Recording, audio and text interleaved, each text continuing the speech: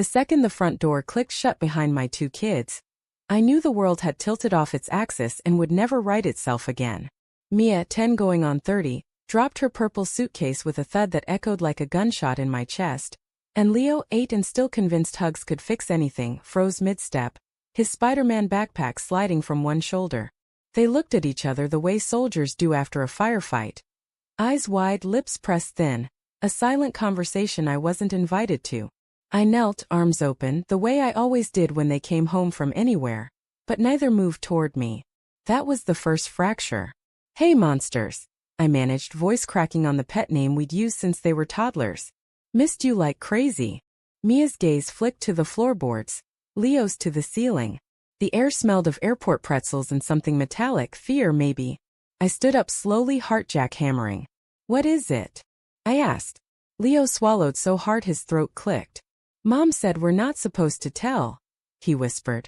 Mia elbowed him, but the damage was done. Tell. The word detonated inside my skull. I'd waved them off 10 days earlier with the same stupid grin I'd worn for 15 years of marriage. Sarah had planned the whole thing. A family bonding trip to Costa Rica. Just her, the kids, and Uncle Mark, her co-worker who'd apparently become indispensable. I'd stayed behind because some idiot at the firm scheduled a client presentation the week of departure, and Sarah had kissed my cheek, said, "We'll send pictures, babe." And I believed her because believing her was the foundation my entire life sat on. I'd built our house on that foundation, literally. The mortgage paper still had both our names in tidy black ink. While they were gone, I'd scrubbed the kitchen until it gleamed, mowed the lawn in perfect diagonals, and slept diagonally across our king bed like a starfish claiming new territory. I told myself the ache in my sternum was just missing them. I was wrong. Mia finally spoke, voice small but steady. "Uncle Mark isn't an uncle, Daddy." She said it like she was reciting a fact from school, but her fingers worried the zipper on her suitcase until the teeth screamed. Leo nodded, eyes glassy. "He kissed Mommy. A lot. Like in the movies, but real." The room tilted. I gripped the back of the couch to keep from folding in half. My first instinct was laughter, absurd, hysterical, because this was Sarah, the woman who cried at SPCA commercials, who still blushed when I whispered dirty jokes at parties, who kept a gratitude journal and read it aloud every New Year's. Sarah didn't cheat. Sarah was the safe place I came home to after 12-hour days of spreadsheets and fluorescent lights. Except the kids weren't lying. Kids that age don't have the architecture for elaborate deception. Their faces were open books written in crayon in terror. I made them sit. I made myself sit. The couch springs groaned like they too resented what was coming. "Start from the beginning," I said, and my voice sounded like it belonged to someone else, someone who'd already died inside. Leo launched in, words tumbling. They'd flown first class, Mark's treat. He'd carried their bags, ordered them virgin piña coladas with extra cherries, taught them to say pura vida, with a terrible accent. At the resort there were infinity pools and iguanas the size of house cats. Sarah laughed more than she had in years. Her shoulders loosened in a way I hadn't seen since before the kids, before the minivan, before the slow erosion of date nights into grocery runs.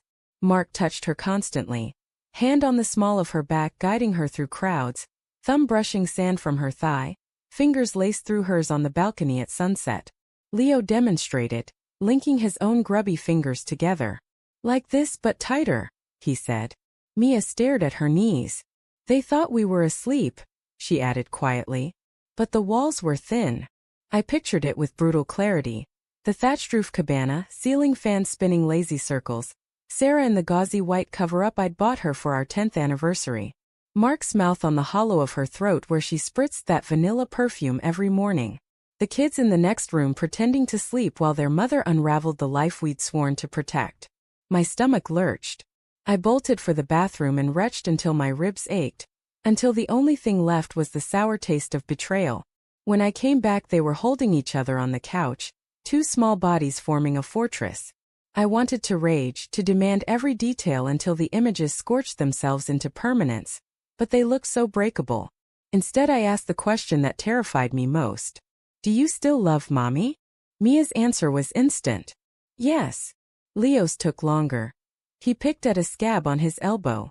"But I love you too, and I don't want you to be sad forever." Forever.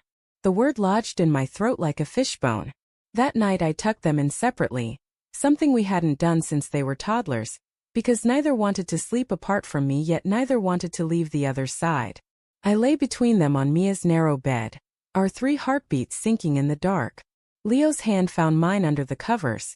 Mia's head burrowed into my armpit. I stared at the glow-in-the-dark stars Sarah had stuck to the ceiling years ago and felt them mocking me.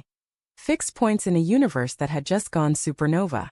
Sarah's key turned in the lock at 11:47 p.m. I'd been watching the clock like a man awaiting execution.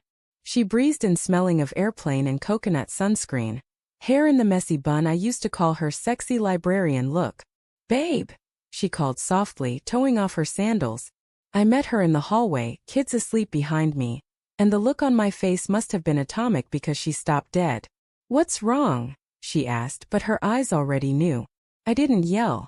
I couldn't. My voice came out flat, almost curious. "The kids told me everything." Her face cycled through emotions so fast it was almost comical. Confusion, recognition, guilt, defiance, grief.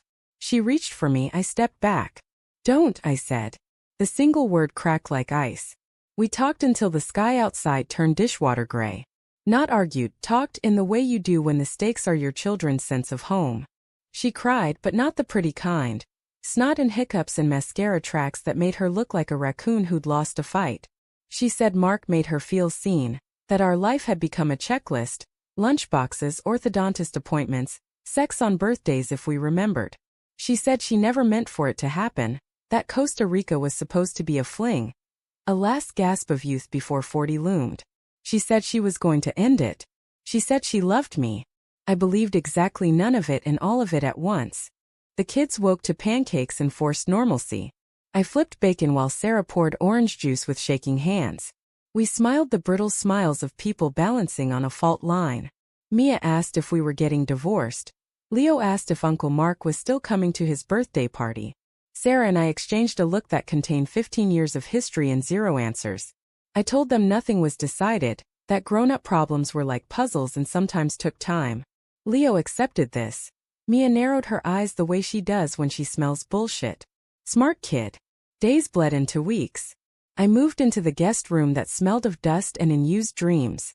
Sarah slept on the couch, claiming she couldn't bear our bed without me. We scheduled a therapist, couples, individual, family, the whole buffet. Mark texted once. I blocked the number without reading past. "I'm sorry." The kids oscillated between clingy and distant, drawing pictures of our family with increasingly larger gaps between the stick figures. I gained 10 pounds stress eating cereal at 2 a.m.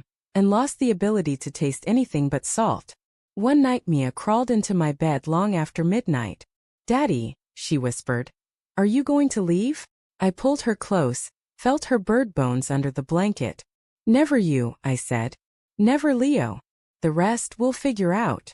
She was quiet so long I thought she'd fallen asleep. Then, "Mommy says she's sorry every day. She cries in the shower." I closed my eyes against the image. "I know, Peanut. Do you still love her?" The question hung like a blade. I thought of Sarah at 23. Laughing so hard wine came out her nose at our first apartment's leaky faucet. I thought of her swollen with each pregnancy, humming off-key to the babies in her belly. I thought of her lips on another man under a foreign moon. "Love's complicated," I said finally. "But it doesn't disappear just because it's broken." Acceptance didn't arrive in a lightning bolt. It seeped in like damp through drywall. I caught Sarah watching, really watching me fold laundry one afternoon. Her face soft with something that might have been remorse or might have been nostalgia. We started talking about logistics, custody schedules, finances, whether to sell the house with the swing set Leo had outgrown but refused to abandon. We agreed the kids would never again be pawns in adult mistakes. We agreed Mark was gone for good. We agreed therapy was non-negotiable. We did not agree on whether we still existed. Some nights I still wake at 3:14 a.m., the exact minute their plane landed back home, and feel the fracture all over again. But the edges have stopped bleeding. The kids laugh in full sentences now. Sarah and I can sit at the same dinner table without the air igniting. I don't know if we'll rebuild or demolish, but I know this. Betrayal didn't just break my heart. It broke the illusion that love is a fortress. It's a garden fragile, requiring daily tending, capable of growing weeds or roses depending on what you feed it. And sometimes the person holding the watering can is the same one who salted the earth. Forgiveness isn't absolution. It's choosing to replant anyway. Fingers in the dirt, praying the roots take. The kids start school next week. Leo wants to be Spider-Man for Halloween. Mia wants to be Ruth Bader Ginsburg. Sarah bought the collar online. I smiled when the package arrived, really smiled, and for a moment the house felt almost whole. Almost. The truth is, some cracks let the light in, and some let the dark out, and you don't know which until years later when you look back and see what grew in the fissures. I used to think trust was a monolith. Now I know it's a mosaic. Shattered pieces you can either sweep away or fit back together, jagged edges and all. My kids taught me that the day they came home carrying secrets too heavy for their small hands. They handed me the shards and said, "Fix it, Daddy." I'm still trying. Some days the picture looks nothing like it used to. Some days it looks better. Either way, it's ours. And that's the only truth that still stands when everything else has fallen. Love, like people, is messy and mortal and worth the ache of reconstruction.